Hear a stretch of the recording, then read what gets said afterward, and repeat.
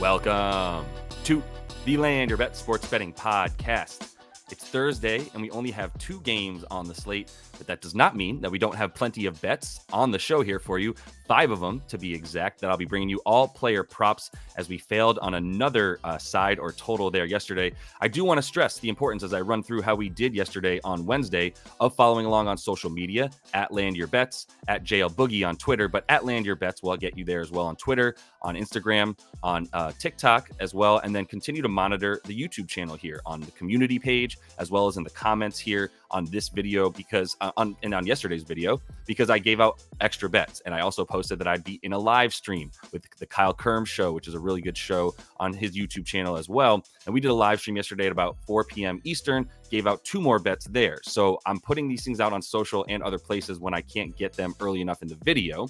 That said, this video had a bit more time to come out, so I had a bit more time to look at picks. But how we did total yesterday was the Dame under was sort of the bet of the day, under 7.5 assists. That was my under bet of the day on all of the social media channels that I have, that I keep pumping to you guys. Jalen Johnson was one I gave out on Sauce as well as Twitter, and Simone Fontecchio, same concept there. That should just be 1 unit for him, 1 unit for Jalen Johnson on the points, rebounds, and assists. Devin Booker under 12.5 rebounds and assists, also gave that one out on Twitter and a few other social media platforms, and the Kyle Kerm show.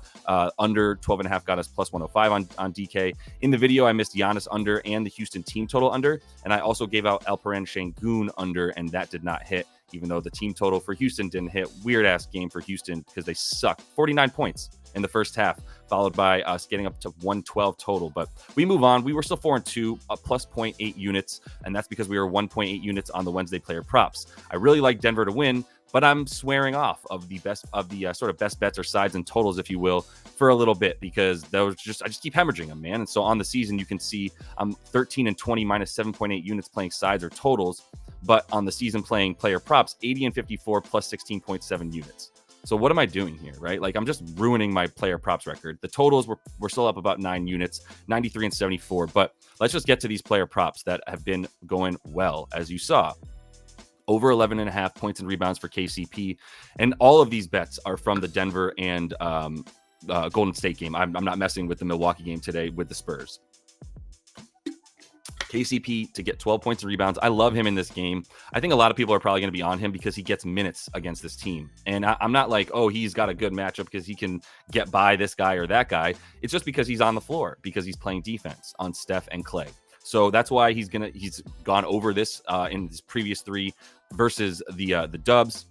And that's also why he continues to go over in games where he plays at least 32.5 minutes, because there's that correlation. So I'm putting 1.2 units on it to get us all the way up to the full unit 1 once he gets over this number. And the reasons are simple, like I wrote here. Like, he's needed there. He's got 39 minutes in his last game against this team. He's averaging more than 32 a night against them as well. And the usage has led to also the fact that, like, the shooting guard position for this Warriors team it struggles to guard guys like KCP, who are the recipients of the kickouts mostly. That's how he's getting a lot of his points, is either in transition, where the Dubs are bad on defense, or on the kickout, where the Dubs are bad at defending shooting guards, because they continue to give up a ton of points to them. If you look at the games where he has gone under against the Warriors, 4 of his last 5 he's gone over, but the only game he went under was 21 minutes where he wasn't playing very well, and Bruce Brown was on the team, and that was a nice potential substitute for KCP. And I don't think you have that on the defensive end now. Like, Bruce Brown, good defender, good enough to replace KCP and still guard Steph and Clay and company effectively. But now we're talking about no Bruce Brown and no real solid secondary defender after KCP comes off the floor. So I don't think he'll be able to. And with the volume that he's getting, the amount of points, 3rd most, by the way, for Golden State that they're allowing to shooting guards over their last 15 games, and 6th most 3-pointers made to them. So that's why it's a great matchup for KCP in this one. Let's keep going. Chris Paul, going back to the well on his under. I'm going to take him under 21.5 points, rebounds, and assists. And I'll keep it simple, because it's a lot of the same stuff I talked about with why we faded him against the Magic, to strictly assists, which were way too high. Now the assists have dropped down to 7.5. but I'm going to add the other stuff in there because I don't think he can get all of it. He can either get one or a couple of the other these categories in terms of points, rebounds, assists, not all of it. And the rebounds and assists, like the minutes, I don't think will be there fully for him above about 30 or so. And he's not at an assist rate that would really get him above really 8, or even a rebound rate that would get him above 4 in this game. So he's gone under in 9 of his last 11 without Draymond. And that's the last 11 games. Denver limits point guards to the 5th fewest assists per game and the 9th fewest rebounds per game. Very simple there. I think we're going to get a bit of more of the youngsters at home as well. This is what you see with these guys like Jonathan Kuminga and company. They get more minutes. Trace Jackson Davis even at home versus on the road. And I think that'll continue to be the case here. Even though Denver's obviously a good veteran team, there's still the ability for some decent matchups for guys like Kuminga and even TJD if he's playing power forward. But we'll talk about that in a second. Third favorite bet is a guy on the Nuggets this time. We're going with, KCP on the Nuggets too, but we're going with Jamal Murray over 26.5 points and rebounds, minus 114 on FanDuel for a full unit. Third favorite bet there.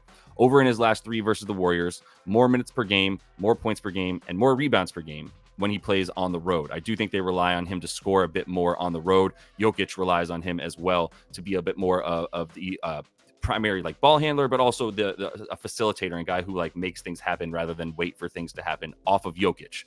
That's a big part of it, the usage and everything. So Golden State does allow the 4th most points per game to point guards. And in his last 9 overall, he's at 22 a game and 5 rebounds per game. And that includes a few duds and a few games that he didn't have to play because of a blowout to a team like Charlotte. So I do think that the minutes will be there for him. I don't think this is a blowout necessarily for the Nuggets, although I do like them to win. I'm not putting it out there because I'm off of the sides and totals diet right now. But I do think Jamal is a great play here because of the usage, like I said, and really the matchup for him. There's nobody that you like anymore. Like this was Clay's guy that he would guard, and he's not it anymore. You don't have Gary Payton Jr. the second in there. Jr. the second. Jeez, I keep doing that. Gary Payton the second. You don't have him in there anymore. Right now, he's out for a couple weeks. Big problem if you're going to be looking to guard a guy like Jamal Murray here. Look, the only team that he's really had trouble getting this number against in his last like 11 games is OKC, who is a perfect defensive matchup for a guy like him versus with the ability to switch all over the floor. He gets one switch on against this team, and he's going to be in a mismatch. So I'd like him to get the points a lot. I just threw the rebounds in there as well because it's a low number. But the 22.5 points, if you just want that for Jamal, I'm fine with it. Quick sip of coffee before we get this out. Dario Saric, over 13.5 points, rebounds, and assists. 4th favorite bet, going 0.7 units on this one because I don't want to have like 5 units on one game, but I'm happy to have about 3 or 4 actually. 4.5, who's counting? I am. Over in his last 3 games versus Denver. So this is a heavy correlation play for Dario where he's got to play versus true centers. Kevon Looney, man, it's tough to watch right now. He's kind of he's on a big downfall, right? A decline, let's just say, in his career. Like he's never had good knees. It's actually or hips. It's very impressive that he's even made it this long, playing like 82 games in a season like he did last year. But that's taken its toll on Kevon, and so he's not really the center that they need. That's why you see TJD now, Trace Jackson Davis, in the starting lineup. But this ain't his matchup. This is Dario's matchup. And we saw that last game against Denver where he got 20 minutes. But you continue to look at where he plays more minutes, and it's against Bam Adebayo. It's against Yusuf Nurkic. It's against Ivica Zubac. It's against this dude, Jokic. It's against DeAndre Ayton. Those are the games where he got 19 to 22 minutes. Not all other games, but a few other games like Boston didn't have KCP. Didn't have as much Dario, right? There was a lot more small ball going on for Boston. Same concept when they played Orlando. Like Goga Batadze got in there, but Wendell Carter Jr. also didn't play as much. And it was a lot more of like power forwards versus having like 3 power forwards on the floor for both teams. So Dario, a bit more needed when it's true center time and gets more involved in the offense as well when there's true centers out there, because his versatility at the 5 and his ability to defend the 5 is the reason that they want him on the floor against a guy like Jokic, Bam, etc. Right? So he's going to continue to do that. The 8 games that he's gone over without Draymond, of the 11 that they've played in the last 11 games, those the only 3 that he's gone under, like I said, a lot more small ball there, including that Boston game, etc. So with the more minutes, I do think there's more minutes for him with CP3, which usually means that he's found in some way. They play really good 2-way ball together. And when they're on the floor, their 2-man lineup there is like a plus 8.2 net rating or so, which is really, really good. Not as many minutes between the two of them, but I think this is one where you get minutes for them. With such a solid net rating, you can expect more from Dario. And we close things out. 5 picks in like hopefully not too long here. What am I at? Like 10 minutes. JK, Jonathan Kuminga, over 6.5 rebounds and assists. Feels weird. I didn't love it at first. I was trying to find a way to play JK, and the points are at 14.5. So they're a bit high at this point for him.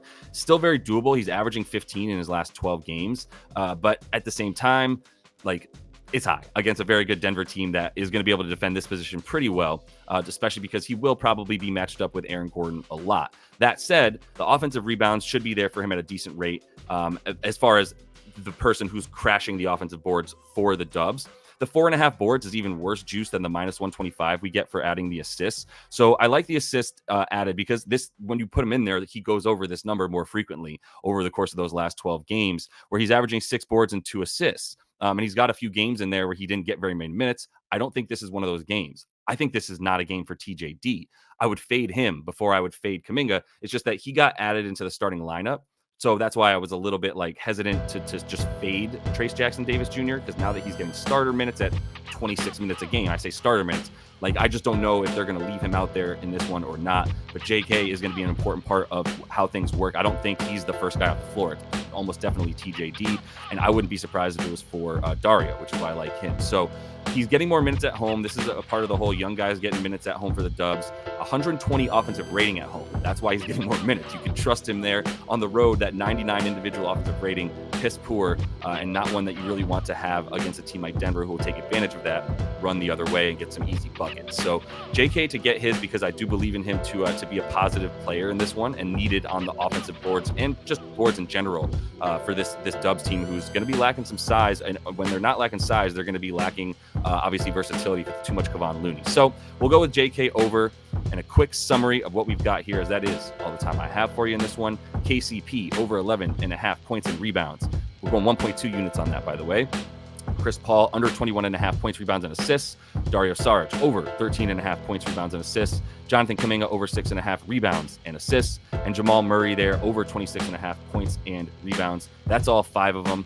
That's all the time that I have for you guys. I appreciate you all following along. These are the bets that I'm making, but do follow along on social media. If there's something I like from that San Antonio and Milwaukee game, that's where I'll be putting it, or jump in the comments here, and that's where I'll be putting it as well. So that's where you can find me, at JL Boogie. Do subscribe to the page. Really appreciate it. If you like what you guys are seeing, keep coming back. I'm coming back each and every day with you guys here. Haven't missed one in a couple weeks now, so we're going to keep rolling along. Keep this props record up about what? Let me go back to it real quick. 17 units, 16.7. So we got to run with the props and leave the sides and totals alone. So until I see you next, happy betting.